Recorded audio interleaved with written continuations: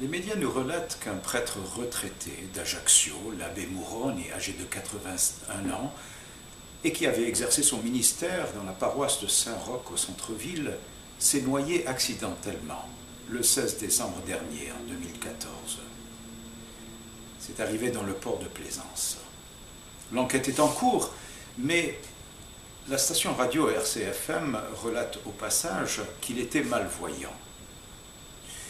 Il y a différentes formes de malvoyance, mais puisque l'abbé Mouroni était un homme spirituel, c'est approprié d'évoquer la malvoyance spirituelle.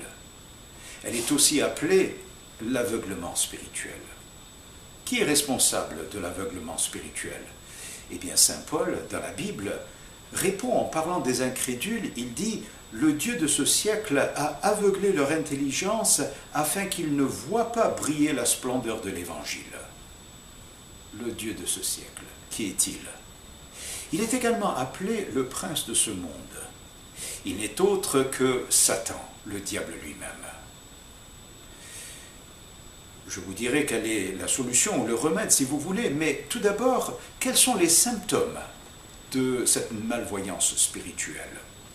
Eh bien, l'incrédulité, nous venons de le voir à l'instant, mais saint Jean de la Bible dévoile également que haïr son frère, c'est marcher dans les ténèbres, ces ténèbres qui aveuglent nos yeux. Saint Pierre de la Bible, en parlant de l'absence de certaines qualités du chrétien, affirme que celui en qui ces choses ne sont pas est aveugle. Quelle qualité? De quelle qualité parle-t-il?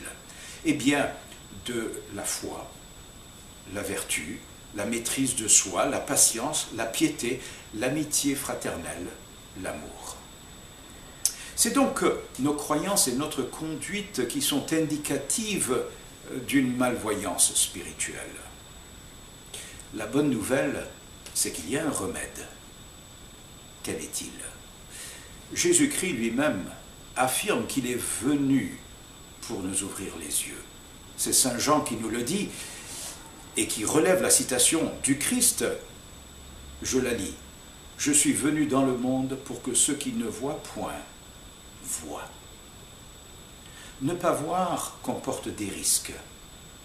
C'est ne pas être averti des dangers, des périls, des chutes. Vous me direz, mais comment est-ce possible que cela arrive à un religieux? On ne peut pas savoir. Nous ne pouvons pas lire la pensée de Dieu. C'est un mystère. Mais peut-être que c'est l'occasion pour nous interpeller sur notre malvoyance spirituelle.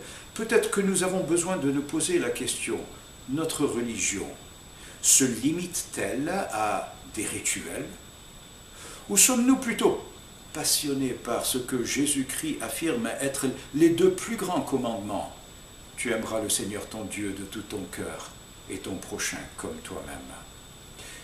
Soignons nos yeux spirituels, ça nous sera salutaire, ça nous évitera de trébucher sur les chemins rocailleux, les passages escarpés et les sentiers accidentés de la vie. Mais surtout, le franchissement de la vallée de la mort. Remédions à cet handicap tragique et fatal. Il ne me reste qu'à vous proposer la solution. Elle se trouve dans la phrase d'un homme qui réagit en entendant Christ dire « Tout est possible à celui qui croit ». Saint Marc, dans la Bible, relève sa réponse « Viens au secours de mon incrédulité ». Voilà une belle prière.